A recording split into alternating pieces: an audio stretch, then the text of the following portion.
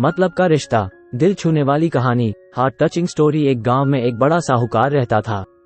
साहूकार बहुत पैसे वाला था। आसपास के कई गांव में उसका बड़ा नाम था, लेकिन इस साहूकार को अपने पैसों का, अपने रुतबे का और अपने नाम का बड़ा ही घमंड था। वो अपने नाम को बनाए रखने के लिए बहुत ज्यादा सोचता था और बिना किसी के भावनाओं की कद्र किए वो सब करता था जो उसे लगता था कि करना चाहिए। साहूकार को कई सालों बाद एक संतान प्राप्ति हुई थी। साहूकार ने अपने इस खुशी को मनाने के लिए अपने घर पर एक बहुत बड़ा कार्यक्रम रखा, जिसमें उसने आसपास के गांव के सभी श्रीमंत लोगों को और सिर्फ ऐसे रिश्तेदारों को जो पैसे वाले थे बुलाया था। पास के ही गांव में साहूकार की खुद की सगी बहन भी रहती थी। क्योंकि इन दिनों उसकी आर्थिक परिस्थिति कुछ अच्छी नहीं थी, इसलिए उसने अपनी बहन को तक इस कार्यक्रम के लिए नहीं बुलाया। साहूकार ने जिस कार्यक्रम का आयोजन किया था वह इतना भव्य था और इसके अलावा उसमें इतने प्रसिद्ध और श्रीमंत लोग आने वाले थे कि इस कार्यक्रम की चर्चाएं हर गांव में होने लगी। ये खबर उस साहूकार की बहन तक भी पहुंच गई। बहन को ये जानकर बहुत ज्यादा खुशी हुई कि इतने सालों बाद उसके भाई को आखिरकार संतान सुख प्राप्त हो ही गया। बहन ने सोचा कि भाई गलती से उसे इस बारे में बताना भूल गया होगा और अपनों को भला कोई न्योता देता है। भोली बहन ने अपने भाई के यहाँ उस कार्यक्रम में जाने की तैयारियां शुरू कर दी। जिस दिन वो कार्यक्रम था उस दिन बहन सुबह सुबह ही अपने भाई के घर जाने के लिए निकल पड़ी। रास्ते में अपने पुराने मैले कपड़े देख उसे ख्याल आया कि अगर किसी और के घर जाना होता तो मैं ऐसे कपड़ों में जाने की सोचती भी नहीं, लेकिन मैं तो मेरे अपने घर, मेरे मायके जा रही हूँ, वहाँ मुझे ये सब सोचने की कोई जरूरत नहीं है। जैसे ही वो अपने मायके पहुंची वहाँ का भव्य आयोजन देखकर वो बहुत खुश हो गई और उसे अपने भाई पर बहुत गर्व हुआ। वहाँ पर वो जल्दी से जल्दी अपने भाई को मिलकर उसकी खुशी में शामिल होना चाहती थी। वो तुरंत सीढ़ियां चढ़कर घर के अंदर प्रवेश कर गई। उसने देखा कि उसका भाई मेहमान के तौर पर आए सभी धनाढ्य और नामी लोगों का स्वागत करने में व्यस्त है।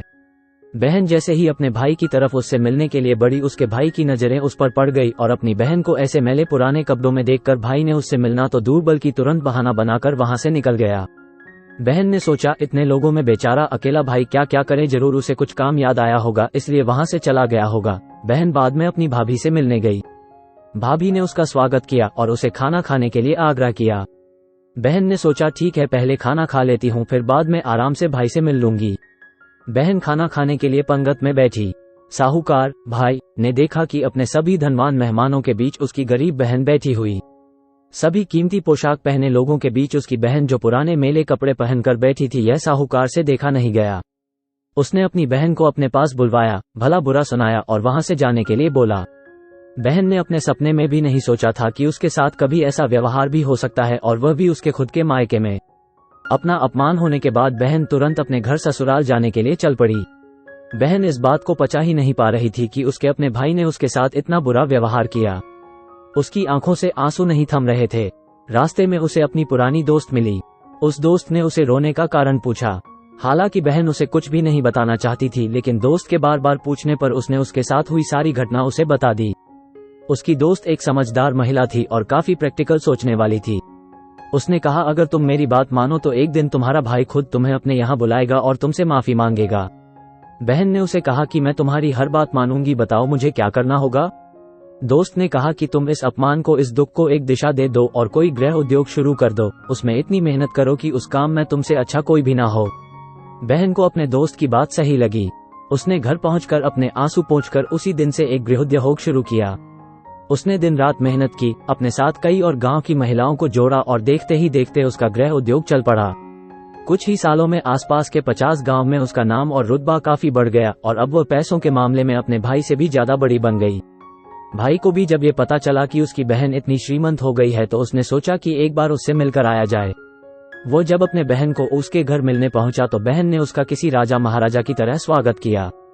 उसके पसंद खाना खिलाया। बहन का ऐसा व्यवहार देखकर भाई को अपनी पिछली गलती का एहसास हुआ, इसलिए उसने अपनी बहन को अपने घर होने वाली पूजा के लिए आमंत्रित किया। कुछ ही दिनों बाद बहन अपने भाई के यहाँ उस पूजा के लिए पहुंच गई। जैसे ही बहन अपने भाई के घर पहुंची, उसका भाई उसके स्वागत के लिए दरवाजे में ही खड़ा था। बहन अपने महंगी गाड़ी में आई थी। उसने बहुत कीमती साड़ी और उससे भी ज्यादा कीमती गहने दागिने पहन रखे थे। बहन का ऐसा ठाट बाट देखकर सिर्फ भाई नहीं बल्कि उसका पूरा गांव दंग रह गया। भाई दौड़ कर आया और बहन की गाड़ी का दरवाजा खोलकर उसे बाहर आने के लिए कहा और बड़े प्यार से उसे पूजा का प्रसाद ग्रहण करने के लिए बुलाया। बहन को इस बार 12 पकवान परोसे गए थे। चांदी की थाली में उसे खाना दिया गया था। वह साथ में एक सोने की चम्मच भी रखी गई थी। उसके बैठने के लिए बेशकीमती पाट रखा गया था। बहन को ये सब देखकर उसके वो पुराने दिन याद आ गए जब भाई ने उसे बिना खाना खिलाई ही भला बुरा कहकर वापस लौटा दिया था। बहन खाना खाने के लिए तो नहीं बैठी, लेकिन उसने अपने सारे कीमती दाग दागिने और जेवर उतारकर उस थाली के सामने रख दिए और खाने में से कुछ निवाले उन दाग दागिना पर रख दिए। बहन का ऐसा व्यवहार देखकर सभी हैरान थे। किसी को नहीं समझ में आ रहा था कि बहन ऐसा क्यों कर रही है, आखिर वो क्यों उन जेवरों को खाना खिला रही है।